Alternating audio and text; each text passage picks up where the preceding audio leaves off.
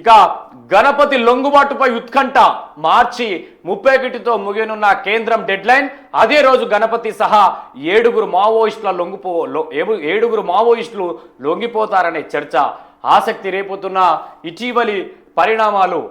అజ్ఞాతంలో ఉన్న వారితో రాష్ట్రం ఇంటెలిజెన్స్ ఎస్ఐబి అధికారుల సంప్రదింపులు. కేంద్రం నుంచి పర్యవేక్షిస్తున్న ఇద్దరు స్పెషల్ ఆఫీసర్లు. మావోయిస్టుల లొంగుబాటులో ఎస్ఐబి పోలీసుల విశేష కృషి. గత 2 ఏళ్లలో 721 మంది లొంగుబాటు, 266 ఆయుధాల అప్పగింత. మరి ఎంతమందిని చంపిరో పెట్టలేరు కానీ అయితే వాస్తవంగా చెప్పాలంటే కేంద్రం ఇచ్చినటువంటి డెడ్లైన్ మార్చి 31 తోటి ముగియనుంది. దీనిలో ముఖ్యంగా ఇప్పటికి ప్రధానంగా ఎవరు లొంగిపోవాలి ఇంకా అంటే గణపతి, మావోయిస్టు దళపతి గణపతి లొంగిపోవాలి. మరి మావోయిస్ట్ గణపతి లొంగిపోతాడా?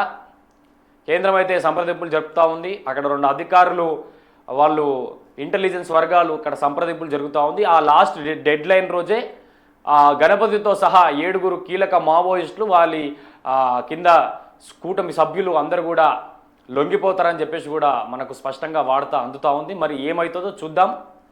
ఇక కేంద్రం మాత్రం ఎట్లయితే కర్రెగుట్టలను ఆపరేషన్ కాగారాన్ పేరిట కర్రెగుట్టలను జల్లెడబట్టి దాంతోపాటు చాలా వరకు కూడా మావోయిస్టులు లేకుండా చేస్తామని చెప్పారు. మరి ఈ మార్చి 31 తోటి అయితే డెడ్లైన్ అయితే ముగిస్తుంది. సవాల్